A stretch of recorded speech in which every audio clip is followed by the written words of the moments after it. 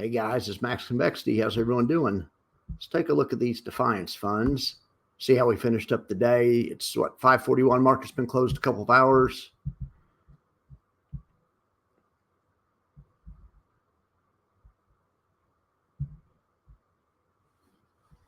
Okay, so let's start here with the triple QI like we always do.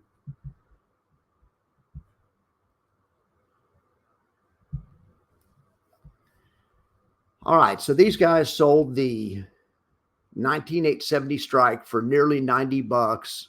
Yeah, cover price or price in the money, zero. That means they made all the money. They were going for 1.1 million. They realized all of that profit. So what does that mean? That means the market must have closed above 19,870 because we sold a put. When you sell a put, it's a bullish position. So you want it to, if you're the seller, you want to close above the strike. Well, the market closed right here at 2,000. Wow, 20,011. Nice job. That's the first 20,000 closing I remember. I remember when the Dow first closed at 10,000. It's like 95 or something, 94. Somebody can fact check me on that. I remember where I was and what job I was working at. But I don't remember what year it was, but I'd say 94, 95, something like that. Anyway, this is a nice face ripper the index has had at the end of the day. Look at the S&P. So that's a full profit. We probably don't even need to look at the spreadsheet. Just a second. I'm going to let Jax in. All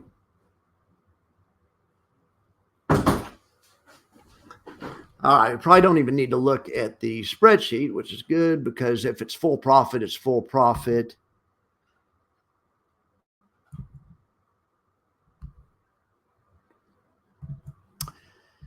Okay, so let's look at the Russell. Sometimes the Russell's the odd man out. Yep, look at this. Now, I will say at least it still finished in the profit zone. It didn't finish in the full profit zone, which would be above the top line. So let's go back to the spreadsheet and see what we have here. So we sold 733 contracts at the 2035 strike for $9.52. Unfortunately, they had to buy them back for $1.13. So that means without even looking, the market must have closed at $1.13 less 2035 because 2035 is the strike price. We had to pay $1.13 to buy the options back. These are cash settled options. So whatever that difference is, what is that like? I'm not looking up there. I'm not looking. Okay, 2035. So it'd be 2033, 17, right? Or no, wait, 2033.87. Oh my gosh, 2033.87. There it is, 2033.87. You can do that every time. I mean, you can also always figure the break-even price by just subtracting the price they sell the option for. Let's say they receive 10 bucks for the option. Option's a 2035 strike, then it's 2025. It's the break-even. All right, so these guys are up 15 cents on the month a share, which is pretty damn good. Dividends at 68 cents, which is not good. Not compared to other months. I don't think we checked out the dividend on JEPI and Triple QI. So let's look at this one. So these guys made full profit. This is JPY. Running earnings per share is wrong, obviously. I thought I had this all fixed, but I guess I missed this one. Let's see. I think I can do it like this, right? Yeah. Okay.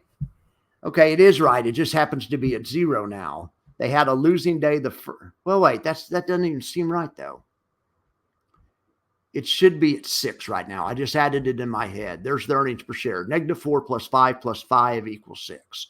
Right. So I know I have a problem here. So 137. How about this? How about I do it this way? 139 like that. Well, they didn't like that. 139 plus. Oh, no. Okay, I see. So I need to actually do R139. Oh, wait. R139 plus V138.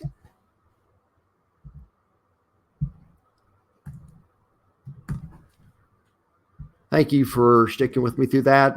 last night I found several things like that, and I just stopped the video and fixed it and started again, but I never did end up getting the video done. Last night's in today video. So anyway, I appreciate you guys stick with me for that. So now let's look, pay you off for your patience. We'll look at the Defiant stocks. Now, this damn Tesla is a sore subject because of Tesla and crash. Gosh, damn it. Look at that. Well, you know, I don't know what to say about that.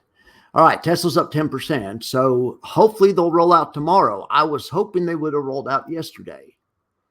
I think it's kind of silly to be critical of Jay's strike prices. That's why I'm not usually critical of them, because I realize they're doing the best they can, and they aren't going to intentionally try to make less money. So, but I will say this: I am going to say they should have rolled yesterday. So I guess saying they should have rolled is the same thing as being critical of their strike price, because you're saying, "Hey, I know your job better than you do." So, so anyway. I need to quit saying they should have rolled, I guess. But anyway, the covered calls, this is the one weakness of a covered call, or there's two weaknesses of a covered call. The main thing you don't want is for a stock to go straight down like Tesla did, for the last half of last year, just a straight down. Okay. That's the worst thing. The second, probably I don't know if it's the second worst thing, but another bad thing that can happen is when you get in a runaway up market like this. So, well, we'll see how Jay gets himself out of this. Surely he'll roll tomorrow. It'll be interesting to see what he does. I'll be sure to come on and tell you guys whatever he does. It should be fun to analyze it. I think I have these trades loaded in option strats so we can watch how much money he's making. I think I forgot to show it yesterday, but I thought I could have sworn I had these loaded in option strat.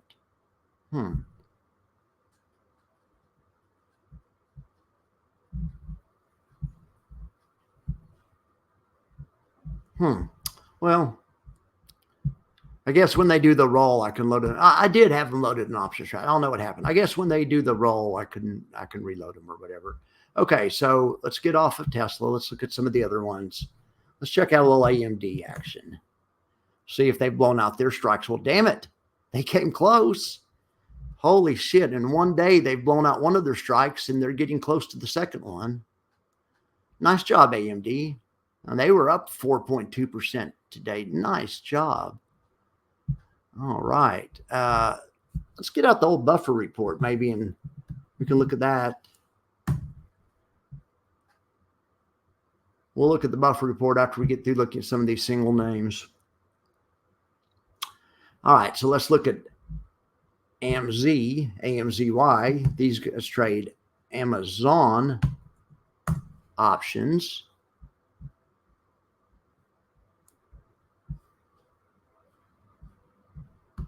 Okay, and they still have a strike above them. Now, they did a good job putting the strike far enough out of the money. What I was trying to say earlier is when you trade options, the different stocks have different personalities. They trade different ways at different times of the day. Apple options and Apple volatility is a totally different creature than, I don't know, but then some others, volatility. And that's a totally different creature than the NASDAQ volatility or SPX volatility. I like the index volatility, and I like that better, as you guys are aware. But the reason I don't that's what I was going to say, the reason I don't criticize strike prices too much or anything is because until you've traded options, I've never traded Amazon options. They used to trade like the stock was too expensive. So even the options were too expensive. Now, since it's split, I could afford to trade it now, but I just haven't been interested in it. But there's no telling the way Amazon options trade and the way Amazon volatility works around their earnings cycle, and just the way it works. The different option pits have different characteristics. And that's what we're paying Jay and those guys for. The other thing we're paying Jay and those guys for that a lot of people miss this is that's what it would cost to get the same thing done elsewhere. Pretty much. I mean, I realize there are funds out there that charge a little less, but they don't do the dailies. You guys don't understand what a pain in the ass the dailies are to manage versus a monthly option. When those funds that charge 35 bips, or they just do a monthly option, they make one trade a month. Think about that. Think about that. Okay. All right. Let's look at, how about NVIDIA? We were talking about NVIDIA.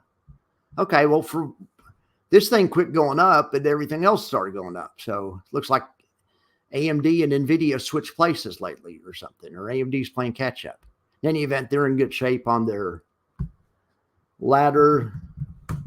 When I say a ladder, it means they have multiple, like this is a ladder. It means they have a 2-strike covered call.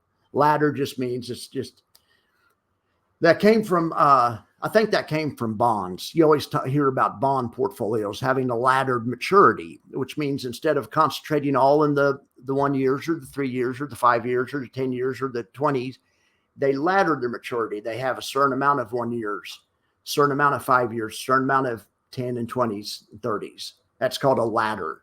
So in options, they call covered calls a ladder when they use different strike prices. So the NVIDIA is a perfect example because it even looks like a ladder.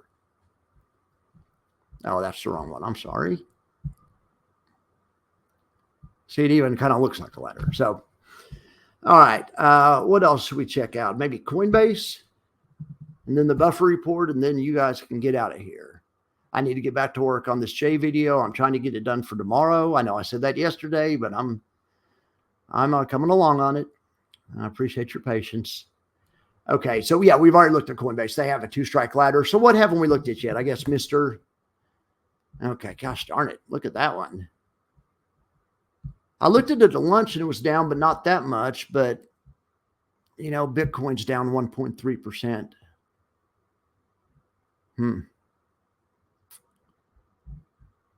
Now, this could be a bullish setup in Bitcoin too. I talked about that a little bit in the morning update. Okay, so let's check out the buffer report. And so any yield max stocks we haven't seen, we'll at least know how they did in relation to their underlying. Okay, so the buffer report doesn't appear to be working right now for some reason. All right, sorry about that. No buffer report today. All right, guys. Well, I'll let you go. I appreciate your patience, and I appreciate you guys being here. Hope you have a great day, and I'll be back in the morning, and we'll talk about the Defiance, trades, of course, and we'll also talk about some yield max trades, mainly those 5 or 6 ones that I cover. And by talk about them, I mean I'm just going to show the chart and show where the strike prices are. But hopefully that helps you guys out visualize how the different funds are doing. Hopefully Jay will roll that option, and we'll have and I'll put it in option strat, and we can kind of talk about what his choices were, and maybe I can make some content out of it. All right, guys, have a good one. I appreciate you.